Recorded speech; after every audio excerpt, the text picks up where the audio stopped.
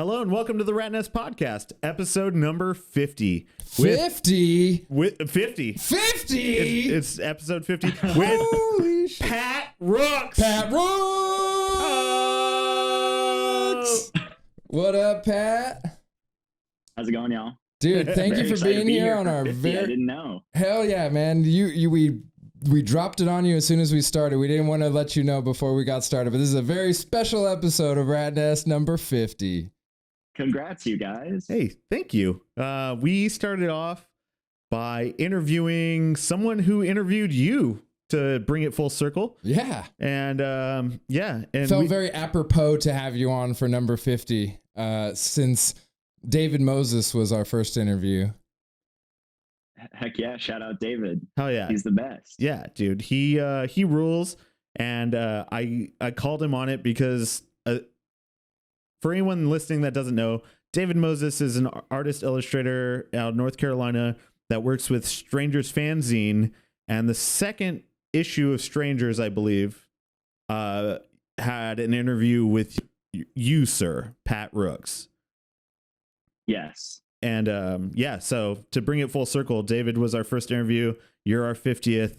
Well, I think he mentions you in that interview back at like the second interview. I think he mentions your name from that Strangers interview he did. And we were like, oh yeah, we're going to get everybody on from this Strangers thing. And like now it's taken us this long to be able to like interact with you and like finally make things happen. But we're super stoked to see that first interaction has allowed us to grow into interviewing guys like we've never met before, but you're willing to be here with us. And we're super pumped because your work is so amazing. And like the track record of the people that we know, that you know, like it just seems so symbiotic. So it's a pleasure to have you here, dude. Heck yeah, happy to do it. Cool. So for people that don't know who Patrick Ian Rooks is, tell us about yourself, man. Where you do comics, you do illustration, you do music, you do everything under the umbrella of like artistic creation. So let's start at the beginning. Like, when did you first get into art? Like, was it like when you were a kid? Was it high school? When did you first start like feeling that vibe? Yeah, I have been drawing since forever. Actually I'll show you guys. I don't think I've ever shown this anywhere. Yes. But, Rat Nest exclusive. This is the first comic I ever made when I was like 5. All right. Go ahead and see that. It's like a combination of Karate Kid and Rampage.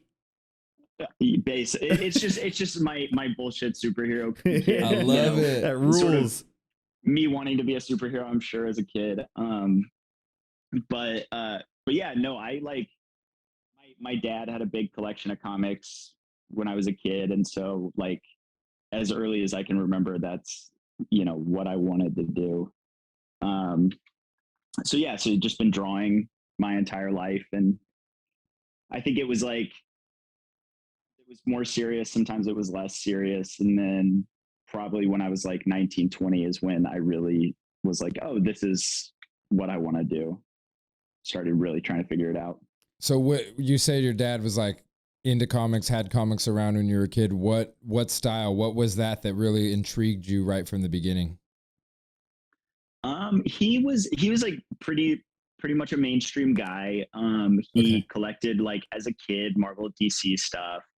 He was big into Kirby, which ended up like having like a lasting effect on me. Yeah. And then I think he was kind of out of it for a while, then got back in like 90s boom.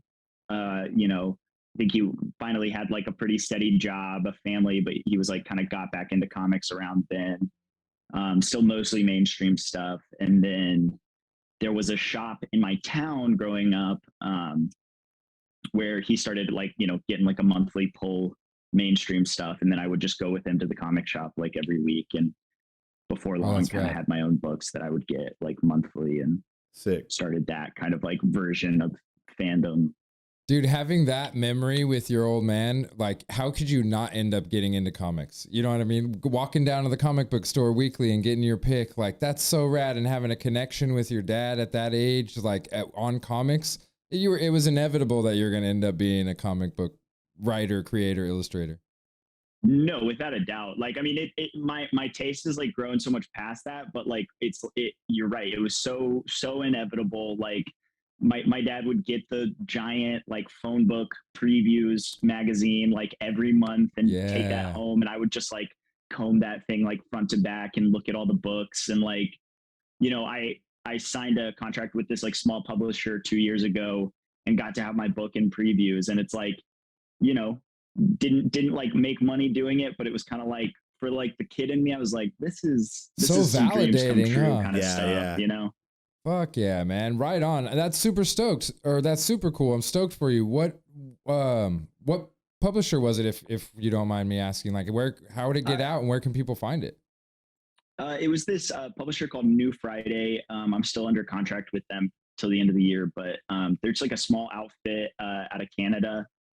They had like just started, so they were like brand new when they were whenever I signed my contract with them. But so I put out 2 books with them. Second one's coming out in April, but it's just the collected versions of my Celery Stocks comic that I do. Okay. Yeah, hell yeah. So let's talk about that, because that was my first introduction to your work was Celery Stocks. And I know that you have projects beyond that in different shapes and forms. But like, when did you start working on that? And like, how did it develop into what it is now, where you are able to create like a, 100+ page book of the first 6 Celery Stocks or whatever it is? Yeah, so I didn't go to school or anything for art or comics. So like being self-taught, I kind of look at Celery Stocks as my like, it kind of was my school, because I started it in 2018. Wait, sorry, I have to think. 2019. Okay, yeah, 2019. I started it. And I was just like, put myself on this kind of schedule of being like, I want to put out a mini comic every month. I want to like have a deadline that I'm hitting. I want to kind of push myself to like do more than I've really done up to this point. Because I had done like a decent amount of comics, but I just kind of realized like it hadn't been that consistent. Like, it'd be spurts here and there. And I'd still draw, but I wasn't drawing like comics pages and like doing actual like panel to panel storytelling every day. So that was just kind of like an opportunity to be like, okay, learning by doing, and then also trying to hit deadlines and just, playing with the form as much as possible. Like when I did that book, I really tried to like make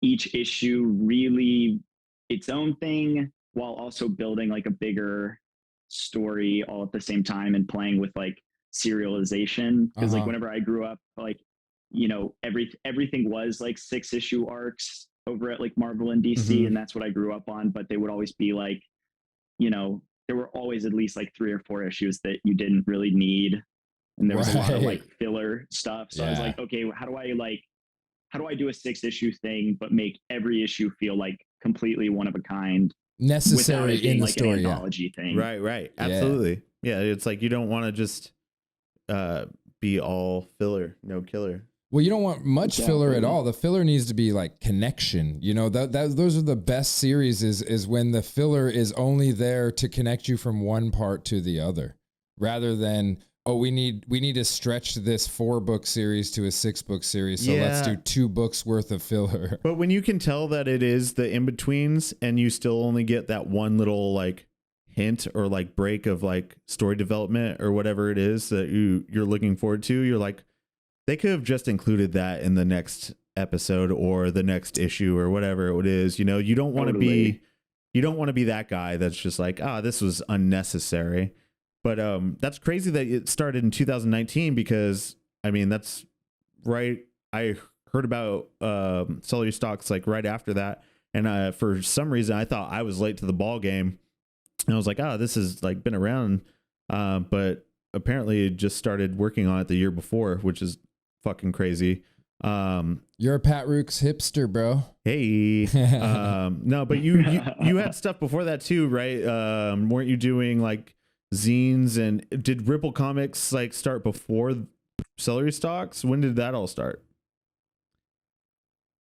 Yeah, so that was like the first thing I did. I had one comic that like 2015 was when I really like got serious about doing comics, and I had one comic that I did by myself that never saw the light of day, but I did a bunch of work on that. But then me and my roommate and best friend started Ripple, and we had like worked on that, and that was like I think I ended up doing like 6 issues of that. Um, of like that book that we did together. So I had done that for a while and then was kind of like those took so long to do. And that was kind of like what I was talking about, where I would just find that, it had been a long time since I had like actually done comics pages because it would take so long to, do the printing and the coloring and Right. all that stuff.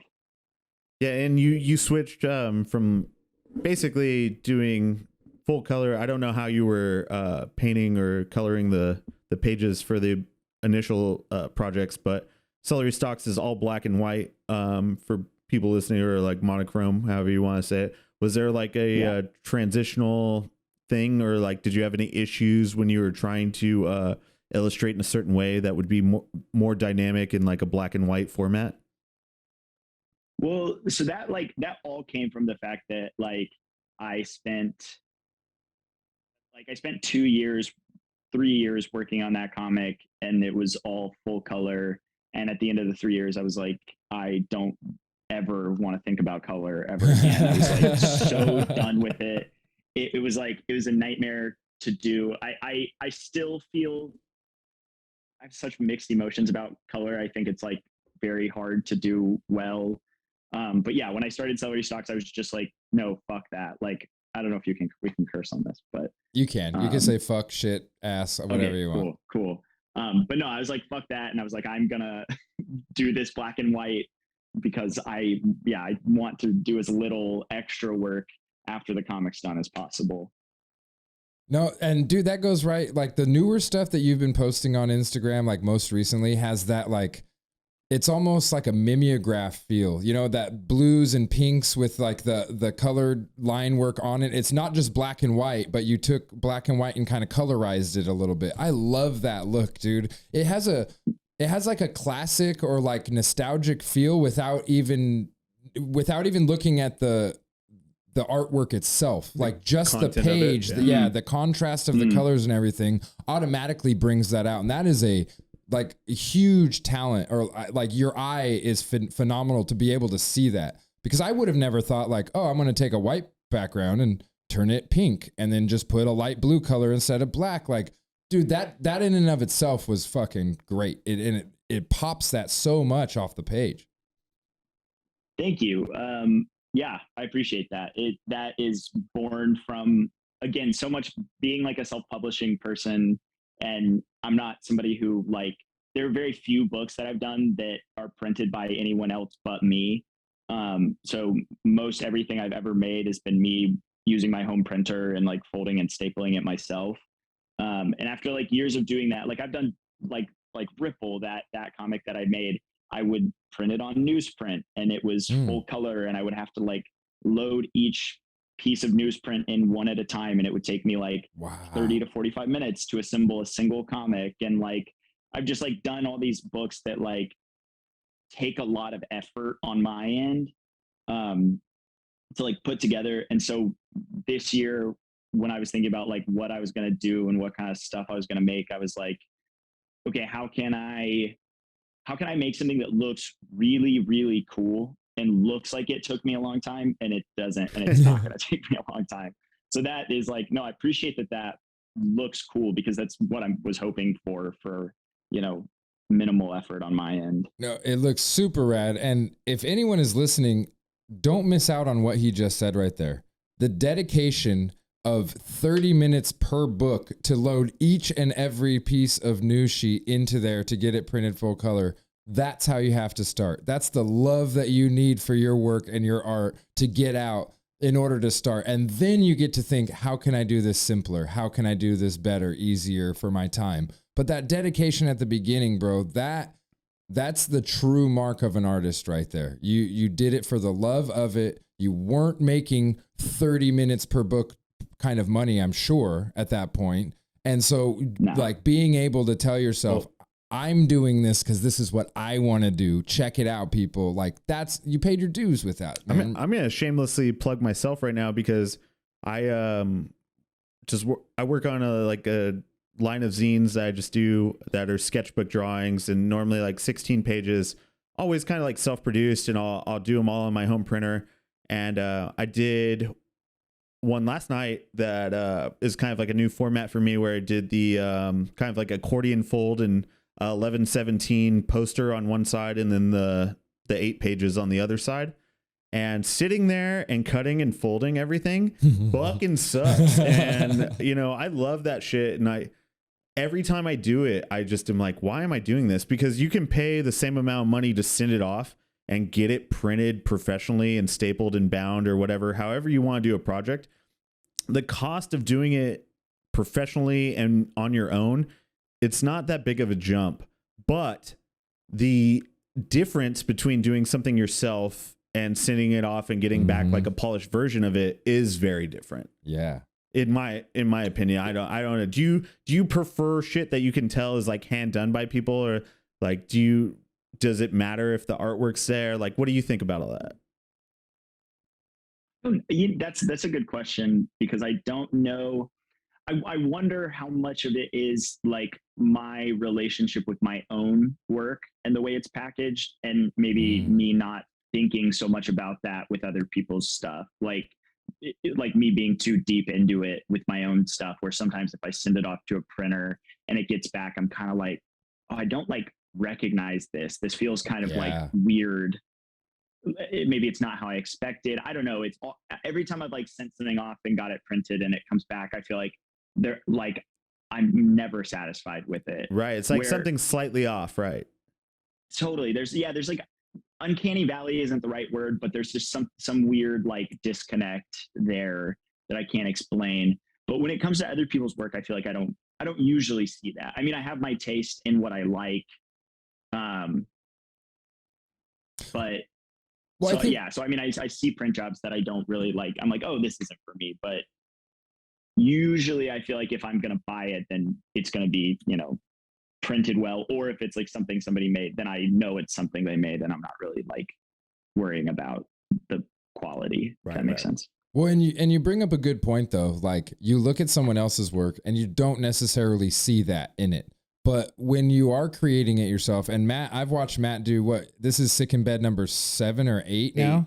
So I've watched him do 8 of these, and the hands-on detail, the editing and printing and going, actually, I don't like the way this looks, and being able to adjust and print again rather than having to ship it off, reprint, have someone else do all the work. Like, that hands-on detail to me is what gets it to where now he's proud of it, rather than just getting a book and going, I wish this was done different. I wish this was done different. Being able to throw it together yourself.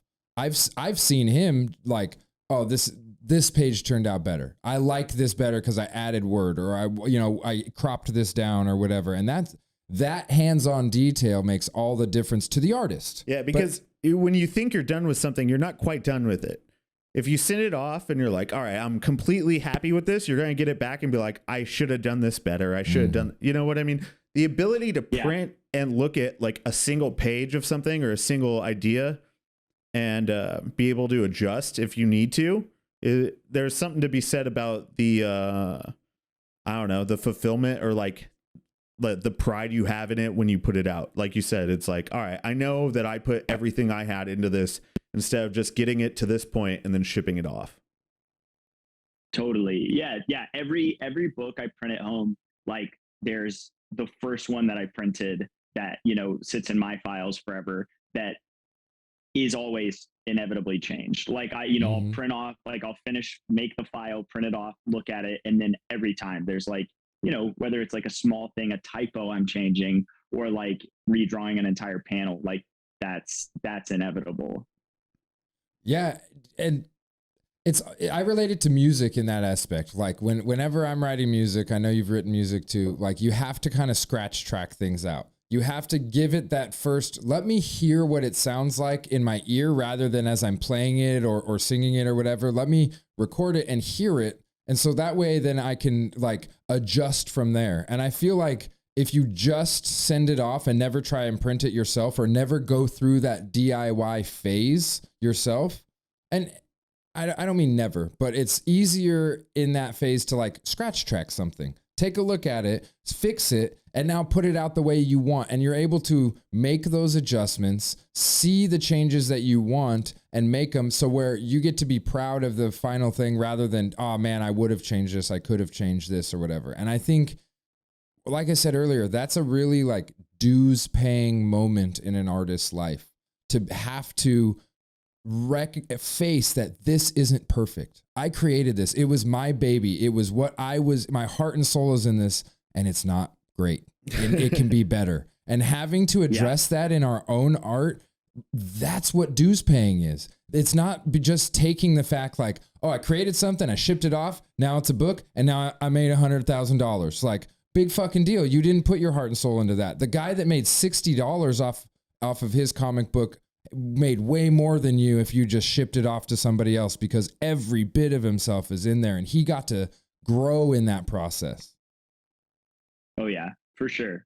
It's dues paying, and like starting out in like a creative field of any kind, I think it is all about growth. Like I kind of like, that's always my benchmark for success for myself, is like, if I can look back at a year and be like, oh, like, at the first comic I made this year and the last one, like, I'm much better at drawing. Like, if I can say that, like, that's success. Because there's so many people I like see on the internet and I'm like, oh, they've been making work for years now, and it, like, I could scroll back a year and the work looks the same, and it's like, that's fine. But I think growth is the key to, like, I don't know, fulfillment or success for me personally. No, do you do like painting and stuff as well? Is it mostly pen and ink and like pigments, or like, do you work in different mediums? I don't, but that's literally because I have zero training, and like, as far as I've taught myself right now, like, I can, you know, with black line create like forms and tell stories that way. And I think that's why I even like complain so much about color, because it's something that is still kind of like a mystery to me, you know. I only ask that because your like thought process is along the similar lines of ours, constantly like trying to grow and like do something better and like learn from the work and figure out what you like and don't like about it. And I feel like that's a very like painting thing, whether you're trained or not. I had some experience in college with like painting classes and stuff, but really working it out for yourself and like figuring out what works for you. That's why I was curious to see if you dove into the other kind of mediums besides ink and illustration. But it crosses over to everything. So for sure. I want to jump in. Speaking of that, sticking with like just pen and ink, like, you obviously have a very sound grasp of that medium, and yet you still chose to put out a daily sketchbook comic on Instagram, like damn near every day for months on end, like putting out a little 4-panel, sketching yourself. Like, from the outside, or from me, I see that as you trying to continue to hone your craft. And when we have so many people on here that dabble in every medium of art, and I have so much respect for that, but I identify with the guy like you more that is, this is what I'm good at. I'm going to just put everything in this and make it mine and practice this every day rather than trying to expand. Like, you can see from day one, I was sitting here a minute ago scrolling through, you can see from day one all the way to the very last like sketchbook that you did on Instagram of those little 4 pages. There's growth right there, like obvious, measurable growth right there. And in order to not only see it, but achieve that, you had to choose, like, I'm going to do this every single day, and I'm going to not do plaster, and I'm not going to do paint, and I'm not going to try on canvas. I'm going to stick with what I know every single day and hone this motherfucker in. And like, that is the type of growth that is necessary when you're trying to do something so specific like this. And when you found a style and a niche that is so grabbing like yours, there's no reason to deviate. You know, heck yeah, get in there and grow in your medium, in your trait, because you found something that works, and it obviously calls to you because it comes out in every page. Thank you. Yeah, I think the thing with that sketchbook comic that I did was just the same thing that I'm always kind of going for, which is I want to in a day be able to draw and make as much stuff as I possibly can. Like to me, like, yeah, my dream is to just like be the type of person who can draw every hour of the day and it like not get old. So yeah. that was just like an excuse to do that on the one hand. And then it was also just me kind of pushing the Celery Stocks idea further of, I'm going to not plan these issues really. I'm going to plan one issue, make it, and then kind of go into the next one being like, okay, where does the story go from here? So that comic was me every day being like, okay, I don't know where any of this is going. I'm just going to start with the first panel and then draw one page. And then the next day I'll sort of see where the hell it goes and see if I can start a story and end it in a way that's even mildly satisfying. Yeah. That's a fun challenge. And then, you know, like if you've ever gotten into like long form improv, it's like, you're gonna like strike gold that you didn't expect. And you find these like little like surprise I think like when you do something like that, you get to like entertain yourself along the way, which is fun because comics and stuff takes a lot of work. So any way you can sort of keep yourself excited, I think that helps. I remember reading that interview with David Moses at Strangers issue 2, you were talking about Celery Stocks and the routine of creating, and kind of like you were saying, like I would do basically, I mean, correct me if I'm wrong, but if I remember right, is like I would do a page a day because it was manageable. Like I knew I could do that and then start with like a new idea the next day, and not have to like go back to something and start from that same like point again. Like, do you still work? How is your creative process like grown, or is it still that kind of idea of like, I'm going to do what I can do today and tomorrow I'll start something new, or is it like an ongoing thing? I think I've grown like a lot since then. I think I didn't have like as much of a foundation back then, where like it really would kind of feel like back then it would be like, okay, today I really feel like I can draw. And then tomorrow I may sit down and like not be able to make anything happen. The difference now being that like I have drawn so much more. I know when I sit down to draw that I'm going to have this like consistency and ability that I didn't have back then. So I definitely don't feel the need as much to like maybe wrap up what I started in the day for fear that, you know, maybe tomorrow I won't feel like I'm as good at drawing, so I'll fuck it up or something. It's like the magic isn't there. You're like, well, today I was really like vibing it and like I could feel it. And tomorrow maybe I don't want to do that. Totally. And that was like the whole first, like, I don't know, 3 or 4 years of my career was like, wow, today I feel like I'm the best artist on the planet. Like, wow, I'm so good. And then weeks of me being like, I don't, how do you draw? Like, I have no idea. And I think that's just comes from being self-taught and being like, kind of figuring it out yourself. It just took me a few years to literally have that foundation of craft to be like, oh, this is like how I draw. And I think that was a big thing for that daily sketchbook comic that I did, was because for the first time I wasn't penciling things. And I feel like I used to be a big like process guy where it really would like, you know, if you saw me at a convention and you were like, oh, sketch something for me, I'm like sweating because like really it takes me a lot of time to get something that looks good. around like quarantine and around the time that I did that comic was the first time that I was like being like, okay, I just need to draw so much without any planning, straight to ink, using like Sharpies or whatever, just so that I can figure out how do I draw like without anything, without like looking at any reference. Like I just had to like figure that out. And now that I've done that enough, I feel like between my years of like actual study and then honing in on like my instincts, I've kind of like built this foundation that is really like helpful to me now.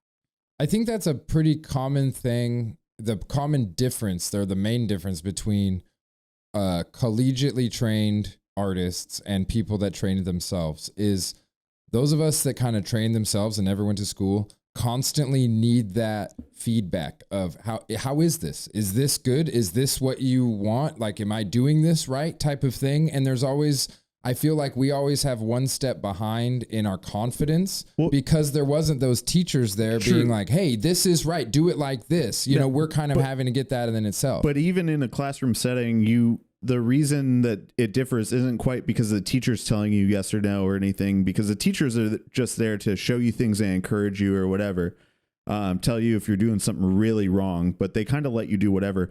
But it's the pure evaluation, and that's a huge part of like art school and like. But you have 25 classes. Peers right there immediately. We gotta wait months to get 25 different assessments. When you work on your own, you know your girlfriend or your wife or whatever is like, that's cool. That's the only feedback you get. You know. How do you feel about this topic? Well, I think until recently, until I felt like any confidence in my art, like for years, like my thing was, I was like, oh, I don't want any evaluation on it because I know it sucks, you know, like, or at least like at the time, like felt very like insecure about everything that I did, and was kind of like, this barely passes my own standard. It's not even at the level of evaluation yet. Yeah, I get it. Right. Like if I were evaluating it, it's like, oh, I don't like it, so I don't want to show it to you because like, yeah. But again, I think, you know, that just came from not knowing what I was doing and it taking a few years to sort of get there, like mentally, personally, and all of that, you know. And then also I think quarantine was a great help because it was like the first time I didn't have a day job kind of taking half my time. And for the first time in my life, I was like, oh, you know, I can just draw all day and kind of figure this out. And that helped a ton. Yeah. And you just figure out yourself in that time. Like you figure out like, all right, I can self-motivate myself. That's a double negative, I guess. You can self-motivate to a certain extent, and then you figure like, okay, I'm not good after this point, or there's things that I need to break up this like constant idea of like, why aren't you working when you're your own manager and stuff. I feel like it's easier to work in a restaurant where someone's telling you what to do. I'm a lifelong like hospitality person, and I can clean, I can serve tables, I can bartend, I can do all the things that I'm told to do because I know exactly what's expected. When you're self-motivating and making art, there's no set guideline. So it's so easy to constantly question yourself, or like question your ability, question, am I spending enough time on this? Am I spending too much time on this? Self-management is like a whole different vibe than working for somebody, obviously. And I think we all got a taste of it if we were still trying to work during the pandemic. Like you said, it's like trying to motivate and be on top of things. But that's a huge part of like growth that we were talking about earlier, is being able to self-manage, being able to put that 30 minutes per book is like, that's the dues pay to where now somebody's going to recognize and see the willingness and the desire that you had for the craft, and then be willing to pick you up right then. You know what I mean? More so than if you just started out like, that's why I don't know. I'm blown away by guys like yourself, Nate Garcia, Jasper Juvenville, like these young cats that are making these books that everyone's tripping out over. that are just doing it on their own and are completely self-motivated and you know, just have that drive and that force in them. It's fucking really encouraging. It's really awesome to see. It is. I love, so sorry. Go ahead. I'm gonna go off on a tangent if I don't let you speak. Oh no, I was just gonna say, like, I think I had that kind of like lack of confidence, that lack of foundation, like early on, but like what I did have was like this idea, I guess, because of guys like Jack Kirby and Steve Ditko, who I looked up to so much. And like a lot of these guys would do like, you know, a 6-month drawing class at like one of these like night schools in New York. And then they would just literally get jobs and have deadlines and just like draw, you know, whether it be just to like pay rent or for their families. And they just had like put stuff out over and over and over. And then after like 10, 15, 20 years of that, sometimes then you have like Jack Kirby creating like all the stuff over at Marvel. And like, I was always like, oh, okay, have training. So I'm going to have to like do it like these guys did in my own mind and like make everything, finish everything, have deadlines. And like, that's how I'll learn. Like, I was like, oh, those guys learn by just doing it over and over and over and like really intensely. And I was like, yeah, even if I didn't love it, I always knew, I was like, oh, if I keep doing this, something will happen and I will get better like over the course. That was always my thought process with it. I think that's common with like any creative. Like you kind of have to just keep doing it, keep sucking in order to get to the point where you're finally comfortable with it. Ed Templeton, totally. The skateboarder, has a skateboarder / amazing photographer and artist. But Ed Templeton has a quote where he says like, the way you get better at painting is making a bunch of sucky paintings. And that's it. It's like, all right, you have to learn yourself what is good and what's bad, beyond the subjective idea of what Others the population want, think is good or bad. It's like, what do you like doing? What don't you like doing? What don't you like about your own work? What do you think could be better? Like, how do you improve yourself? And that goes hand in hand with music too. And so we've been playing email tag for a fucking month now to do this interview. Yes. But we were kind of going back and forth, and you were saying you were recording, right, some tunes and like doing some music stuff. Like, was that something that you've been working on throughout your younger adult life, or is that something that has come after illustration and like creating comics and stuff, or has music always been a part of your life as well? It's like, it's been always like a little less, but I mean, like I started playing guitar in like 5th grade and like writing songs even before then. But always pretty casually. And then my friends and I would just like play covers for fun for a few years in like my early 20s while I was doing mainly comics. Nice. What covers would you play? What covers would you play? You have to name a couple. We would play like it feels like so long ago now. What would we play? We would play like a lot of weird stuff, just like whatever we liked. I'm a big fan of like covers that don't really sound anything like the original, like kind of like, you know, finding a sound that we have and then just kind of picking songs and being like, how can we make them sound like us? Yeah, it's like Sonic Youth doing the Carpenters. You're like, okay, yeah, this totally. fucking rules. Yeah, I'm all about that. Like when somebody like shows me a cover and they're like, doesn't this sound exactly like the original? I'm like, why even bother? Yeah, you know, it's like that's like weird karaoke at that point. It's like I don't know why the world needs that. That's so funny. But yeah, I don't know what the hell songs did we do? I was just trying to throw you off. I was just curious because you're like, we do covers. Is like thinking back in my youth, it was like, all right, when I was 16, what were you playing? We were playing like Sex and Violence and No Effects covers or Nirvana or like, you know, just. Dude, don't let this guy lie to you. Him and our buddies started this band called Vegetarian, and all they did was fucking covers. We used to put on makeup and skirts and play keyboard hell covers. And it was amazing, bro. We would cover things like Mo Money, Mo Problems, fucking tight. Boys of Summer. They did Misfits covers along Misfits with covers. Yeah. Anything, the whole repertoire. it. It was incredible. You guys ran the gamut. Yeah, we got kicked out of a couple frat parties. We almost got beat up. It was great. I swear to God, their little side project that they started got more momentum and traction than any band we've ever tried to start. More serious bands. Yeah. Isn't that just that's literally just how that works, I think. You're playing you're playing shows pretty regularly right now, right? With the band Glorious Cousin? Is that right? We've done 2 shows over the span of like a year. Okay. Not really.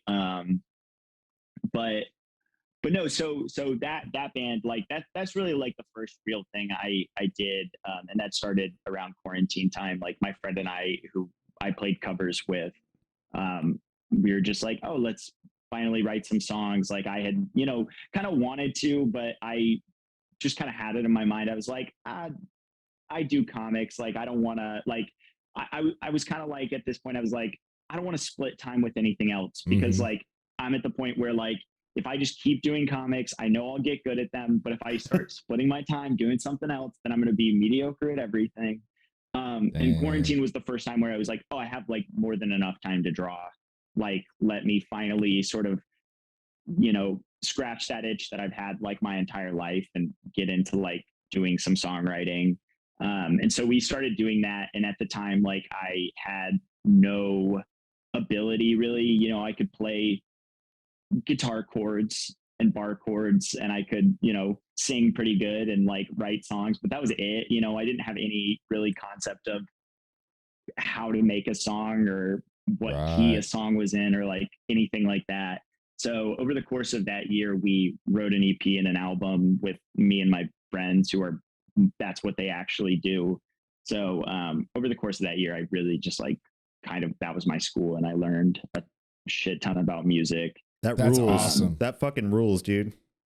And that new band excitement is so fun too. Like the first few shows, like you've been playing together for a few months and now we played a couple of shows. Like we're officially a band now. Like that time in a band's life is invaluable, bro. It's so much fun. The most fire stoking, the most like party time. Excellent. Like every fucking thing.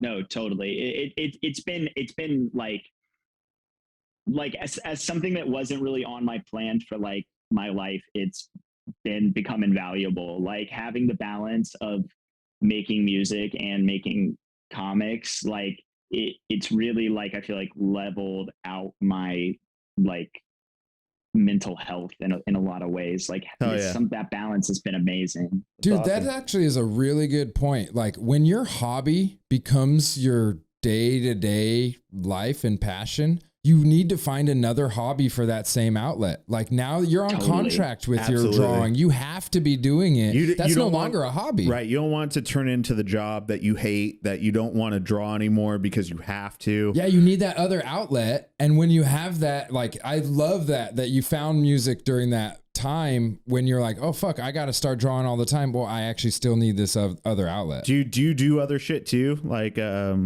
nope, that's it. Just comics and music. That's all he does. Is all. No eating, no sleeping, no TV, no anything. That's not what I meant. I mean, like, do you geek out on like other shit? Like, is there something that like gets your mind off everything? You're like, all right, I'm gonna go like bird watch and like not think about art or music. Did and like, you just say bird watch? Yo, I live in the desert. You never know. I live in the desert and fucking seeing a roadrunner makes my day. I'm just saying, awesome. This shit is dope. That's very cool. Yeah, if my girlfriend and I go see a lot of movies, like we're both like big like movie TV people. So nice. That's definitely one thing that we do. Like we probably go to the movie theater like once a week, once every 2 weeks. Go see all the good stuff, the bad stuff. I'd say that's probably the closest thing. I literally go on like 2 or 3 walks every day. I know that's not a hobby, but it feels like it's like a huge part of my life. Dude, like, that is meditation. Getting outside and moving my body is like definitely one of those things that like I couldn't live without at this point. Heck yeah. Speaking of movies and like vibing on that, do you ever, as an artist, like you're an illustrator, a musician? I know I personally feel like I could make a movie. Do you ever have that like that vibe where you're like, I feel like I want to direct or like create a film, or like I feel like you're a cinematic person? Yeah, so that's like pretty deep and entrenched in my like origin story. So before I committed to comics like fully, um, graduating high school and going into like my 1 year of college that I have, that was my plan, was to like dope. screenwrite and possibly direct. So I went to school for screenwriting for a year and was like, I remember at the time, because I was so entrenched in kind of like mainstream comics, like I remember being like my plan when I was like 18 was I was like, I'll make a bunch of really successful movies, and then I'll sort of like Kevin Smith my way into comics and like use my notoriety to write comics. But that's just, Dude, my personality would completely change post that. But that was my plan originally. I was like, I'll sneak into comics. That'll be the way. That's super funny, because I think when I first was introduced to your work, it might have been around the same time that I watched this movie, but I felt like the two went very hand in hand, in that you had a cinematic style of illustration as far as like Celery Stocks goes. It's like, it's almost like you're watching a film. Like the way you frame cells is there's wide shots, there's close. It's not necessary. It builds a dynamic. It builds like a feeling more so than just having it being dialogue driven. And I watched this movie. Fuck, it's gonna escape me now. It was 3 or 4 years old. It's about a small town in New Mexico in the 50s, and there's like a alien presence in the dark of the night. You're talking about in the dark of the night. In the vast of night. Is that what it's called?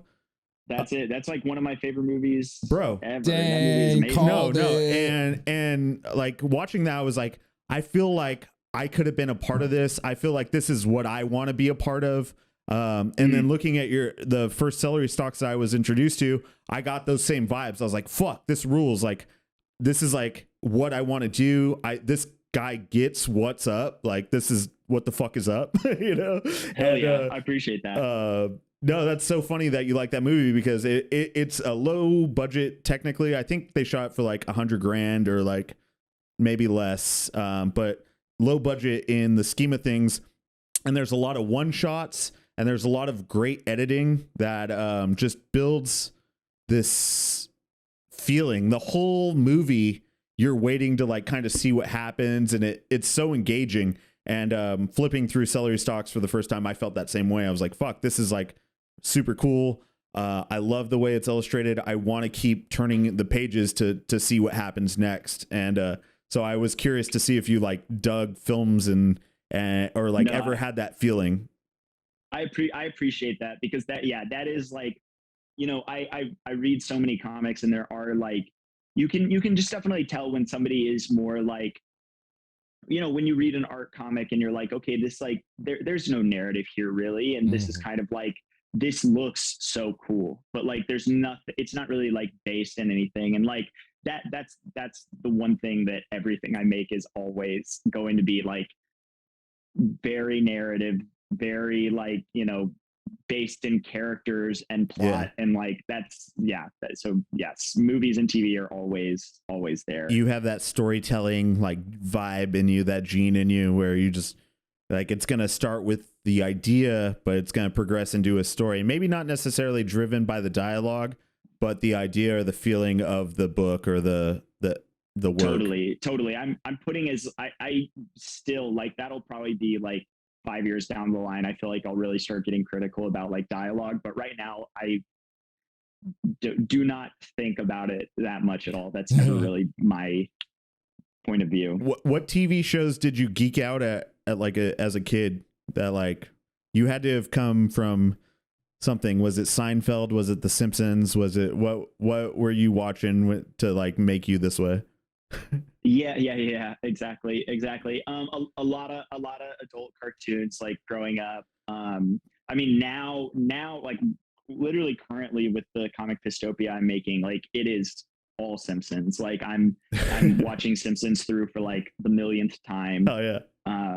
And so it's a lot of that. I'm trying to think like what else. Probably mostly that. That's like pretty consistent. Maybe like a Mad Men here or there. I got Mostly another sort of- personal question for you. Yeah. And this is one that I'm gonna start asking everyone from episode 50 on. But when Wonderful. you read comics, like particularly wordy comics, do you look at the page and view all of the imagery first and then go back and read what they say, or do you read each panel for what it is as you go through the page? If it's a particularly wordy page, like the first thing I'm doing is probably just like letting out an audible sigh because I hate, I don't like when there's a lot of words in comics, as evidenced by my comics. But no, I'm reading it as I'm going. Reading the panel, usually, taking it go in. images, and then yeah. Usually I'll read it and then maybe look back at the pictures a little more, critically or deeply. Yeah. Once you have yeah. the idea of the story, then go back and look at it. Yeah. Yeah. I'm curious now because, dude, look, Rat Nest, we did not start as a comic book podcast. We really didn't. And somehow we got adopted into this beautiful world that is comic book artists and creators and illustrators. And we couldn't have chosen a better culture to kind of fall into. The dedication, the love and respect among the community that exists there, like beyond just local, it spans the entire continent that we live on. Like it's just so amazing to see. Dude, everyone knows we are not comic book buffs. Like if you want to ask me about comics, I'm going to look like a dunce, like 100% true. But I have learned so. Me too, though. But see, I have learned so much doing these last 50 episodes. And probably over a third, almost half have been with comic book artists and guys that create these amazing comics. And I've gotten like this personal insider view on the comic book scene and the comic book culture. And it's beautiful. It's hanging out with anyone that's passionate about anything. And art is definitely that way. But yeah, we've been blessed to talk to the guys that are so involved and stoked and passionate about what they're doing and what other people are doing. Yes. Around comic book art specifically. That it's encouraging, and it's like, it's that we're old men. So it's like, it's that rejuvenation. It's feeling something to be like psyched on again and being like fucking pumped on doing something. And knowing that love exists in a niche is just uplifting to me. You know what I mean? Seeing how respective and promotive everyone is within that culture is just, it's beautiful, man. Y'all are definitely like doing it at the perfect time. I think in terms of like the indie comics world that we live in, it's like, this is such a cool time for it. Yeah. Hell yeah. Yeah, we're super lucky. And like get to sit down with guys like you. Our paths would have never crossed had we not been able to be interviewing these amazing comic book artists, mentioning names, throwing things out there, and we reaching out and get to sit down and have an hour-long conversation with you and get to learn a lot about what you do, what promotes your creativity. And it seems to be in, like, we always find a common thread in every episode that we do. Like, anybody that creates kind of has this same mentality. And in that mentality comes with respect for other creatives. And I just love seeing that so much, not just in the comic book community, but like in the art community in general. It's just such a promotive and prosperous place to live. Everyone's psyched on each other. It fucking rules. And you don't really get that much in life anymore.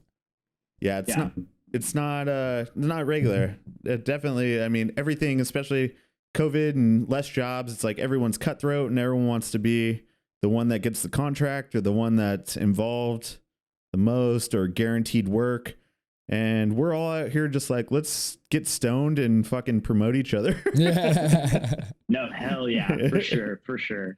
No, I think like early on, I think I realized I was like, oh, I can day job and still draw comics. I was like my life is fine. Like if the worst that ever happens to me is that I have to have a shitty day job and I can still draw my comics and like print them at home, like I'm cool. Like nobody has to read them. Like as long as I can just keep like making them for the rest of my life till I die, I'm like awesome. No pressure anymore. Like I'm chilling. Do you feel that way? Like you like don't care. You're gonna make shit regardless. So it's like you don't care where it goes to.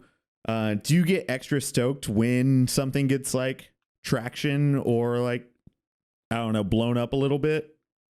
Yeah, definitely. I mean, it doesn't hurt at all. But it's not a bad thing. Yeah, I love it when things get noticed. But especially now that I'm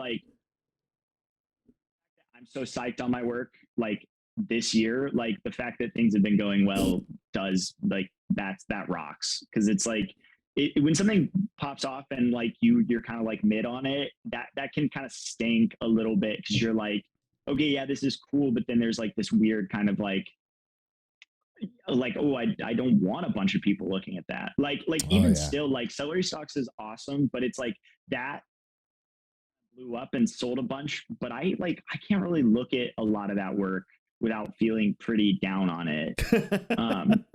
So it's nice to have like the stuff I'm doing now be doing really well because it's like, oh, I actually like it. So. That rules, dude. No, that's the fucking dream. That's the artist dream. Yeah, is being stoked on what you're putting out and people being receptive of it. And it's like you don't want. There's like a Venn diagram where yourself. I don't even know, like what you like and what others like barely like, ever intersect. Right, exactly. Well, it's like the one hit wonder song that a band has that they don't want to play anymore. It's like that kind of a thing. Yeah, you don't want to get like stuck with that song that you don't want to play anymore, you know? That's so funny. Dude, well, thank you so much for fucking sitting down with us. We're about to hit time for the hour mark. Before we go, what do you want to promote? What can people check out? I got my web store is up. It's patrooks.bigcartel.com. I've got 2 issues of this new zine I've been putting out called Topia. It's like a sort of Simpsons-esque take on the future. Really happy with that. And then I also have this Hulk bootleg zine that I made in February that I'm really happy with. So if you're into more sort of mainstream genre stuff, you can read my weird RD Hulk comic that I made. Dang, we didn't even get into that. That's it. And then, we didn't really get a chance to get into that much. We'll have to have you back on. I know. We'll have to do this again. Talk about more. Hell yeah, dude. Awesome, dude. Well, thank you so much. We'll definitely stick around for a second. I'm going to do the outro and we'll talk more about everything. Give me one moment. Cool. Because we're going to wrap this up. Dude, it was so nice meeting you. Thank you for spending the time with us. Everybody appreciates it. I already know. And it was a great interview. Thanks. Thank y'all. I appreciate it. Sorry if we kind of just took it on ourselves to talk the majority of the time. I did not think so. I think it was a healthy balance. Hell yeah. All right. This has been another episode of the Rat Nest Podcast. You can catch us every Friday on YouTube for video or anywhere you stream your podcast. Go to ratneststickerco.com for stickers, prints, shirts, comics, zines, and more. And am I forgetting anything? Rat Nest Art Fest, May 28th. Oh, yeah. In Redlands, California. We're going to have artist, food, music, all kinds of cool shit here at our home offices. And first Rat Nest zine will be out in May. Fuck. We have featuring a lot going Hank on. Simmons, our boy. Anything else we got going on? Episode 50, baby. Episode 50, baby. We're doing it. Pat, anything else? Last words? Follow me on Instagram, Patrick Rooks. That's where all the crap is. That's right. Yeah. Thanks, y'all. All right, we're cutting it there. Episode 50, baby.